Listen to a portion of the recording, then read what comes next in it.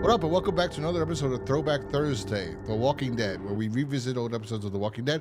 We're on season 4, episode 1, titled 30 Days Without an Accident. And the reason why it's been so long since we've done these little revisits, Throwback Thursdays, is because this episode's terrible. I tried to watch this when I was doing my Throwback Thursdays. I was like, yeah, let me do it. And I watched it 3 times, and I was just like, I don't even want to bother. But I said, you know what, let's push on, because this series does get better midway through this season. So I'm like, let's push through. And I did like some elements that they actually did in the beginning of this season when I originally watched it. But anyway, so yeah, I decided to push on through and try to get this done. So this episode is titled 30 Days Without an Accident, and it was written by Scott M. Gimple and directed by Greg Nicotero. It originally aired on October 13th, 2013. And it takes place 6 months after the events of the season 3 finale, where Rick brought in the last survivors of Woodbury into the prison. And we find out that during this time period, Rick actually brought a few other straggler survivors, or not just Rick, other people, because now there's a council. Rick doesn't make all the decisions anymore. He can't, even though in last season he said this is no longer a democracy, you know, in the beginning of the season 3, I believe. But he can't take it anymore. After everything that happened, after losing his wife and everything the governor took and the destruction and the deaths, and he just can't take it anymore. So there's a council of people that make decisions. Him, Herschel, Carol, Daryl, they all make decisions, Maggie and Glenn. So they all make decisions. And Rick has relegated himself to just farming.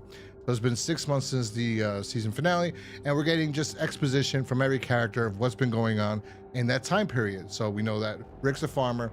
Carl is normal again. He's no longer this crazy kid that just wants to kill everybody, and he's becoming more normal being with his dad.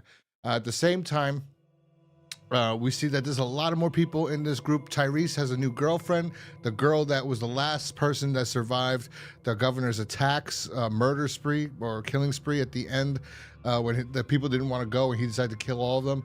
And she was the last one to survive, and that's Tyrese's new girl. We see that Sasha might have an interest in this guy. What's his name? D'Angelo Barksdale from The Wire. We see that Beth has a boyfriend, Cal Gallner. You might know him from Smile, the first one, and a bunch of other things because he's in everything.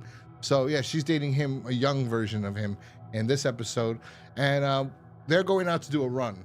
And Glenn doesn't want Maggie to come with him. Tyrese tells his girlfriend, like, I don't want to be on guard, on fence duty, because that's what they are. They stay on fence duty to kill the walkers that come push. I forgot what they call them. There's a name they call them. These walkers that constantly push onto the fence. So he tells her he doesn't want to do it anymore. He wants to be more useful to the group, and he wants to go on the run. And she goes, but you never had a problem before. And he goes, well, I did that. I only did it because I wanted to get to know you. And you know, and she's like, she started giggling like, ooh, they're in love.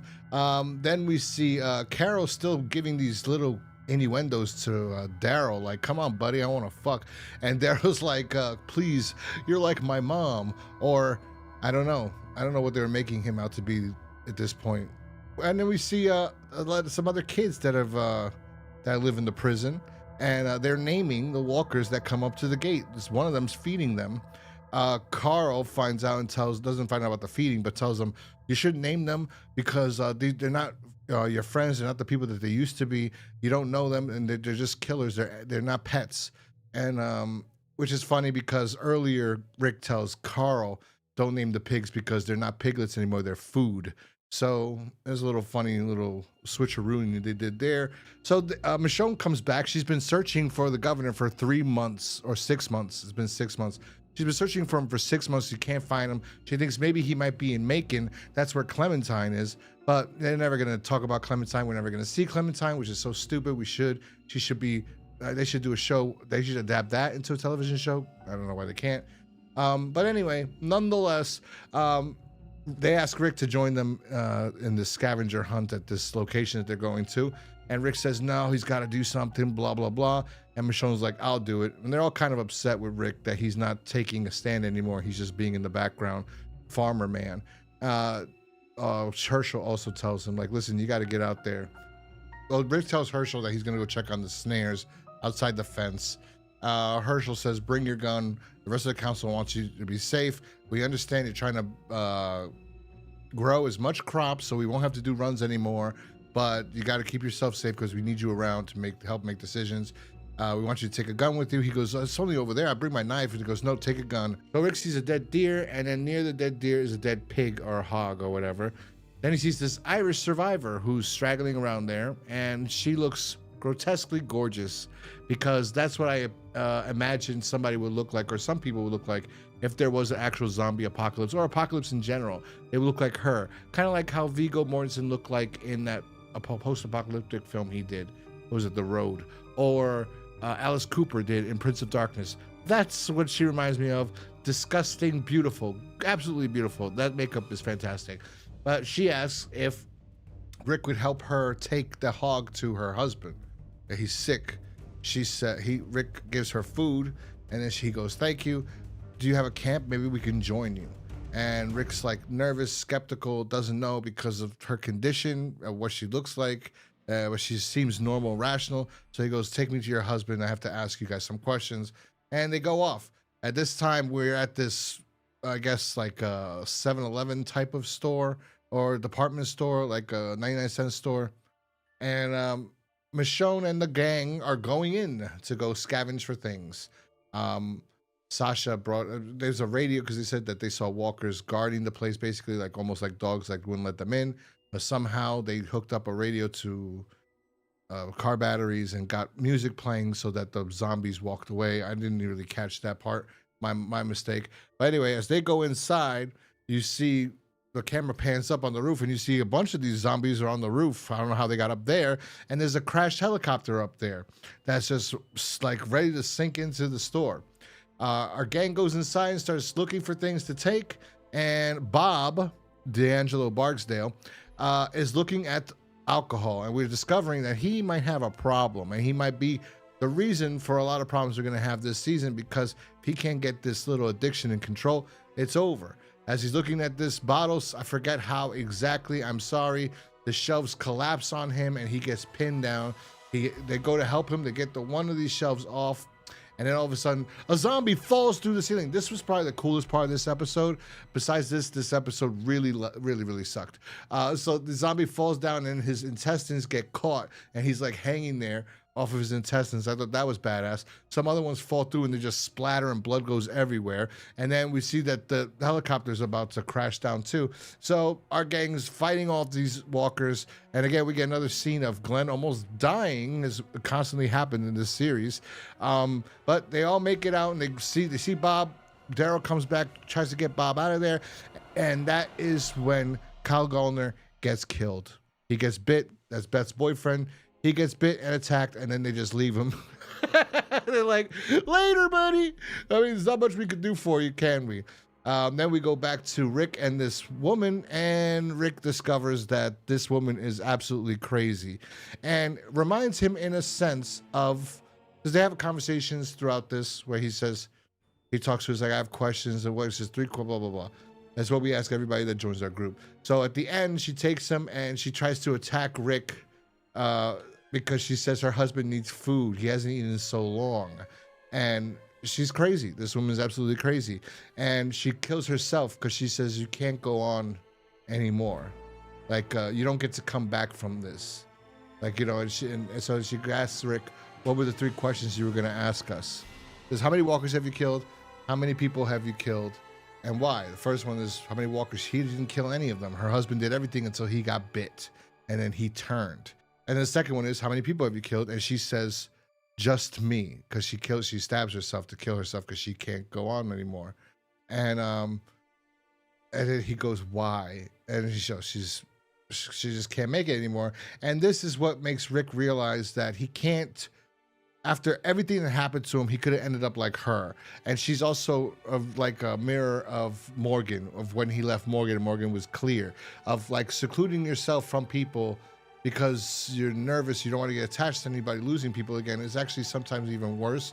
Like this couple seclude themselves from everybody and were constantly attacked, and she didn't do anything, her husband did, and she can't go on like this. And he could have ended up like her in a sense because of all the shit that happened last season.